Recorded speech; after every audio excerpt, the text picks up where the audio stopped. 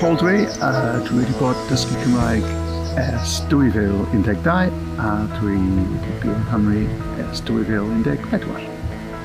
Yn reiddiol, o'n i'n byw yn De Lloegr. Nes i dysgu Cymraeg achos o'n i eisiau symud i Gymru am ffordd o fyw wahanol. Nes i dechrau dysgu ar un pryd a Daniel fy ngŵr, a oedd o'n briliant achos oeddwn ni'n trio siarad efo'n gilydd yn Gymraeg reit yn y dechrau rili. Dwi'n byw yn Nghymru rwan a dwi'n siarad Cymraeg a dwi jyst rhan o pethau gwahanol yn y cymuned. Dwi un o llywodraethwyr yn yr ysgol.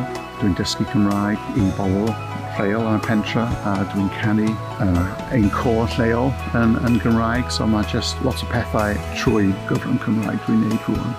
Be dwi'n neud ydy dwi'n redeg am bythynod gwyliau yma yn Penmachno. So mae gen i 4 bwthyn yma. Dwi'n neud cynnal a chadw yn y bythynod, gweithio yn yr ardd, trwsio pethau, rhywbeth fel yna. Y peth mwy ydy pobl sydd wedi helpu mi yn y pentre sydd wedi ysbrydoli fi i siarad Cymraeg o'r diwrnod cyntaf rili. A wedi deud wrth fi, ti yn digon da i siarad Cymraeg, does dim rhaid i ni siarad Saesneg o'r chi, achos ti'n digon da.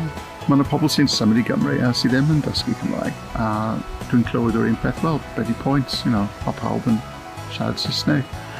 Ond os da chi yn, da chi'n jyst cael mynediad i pethau mwy anhygoel, mwy wahanol, a da chi'n jyst teimlo bod chi'n jyst rhan o cymuned mwy.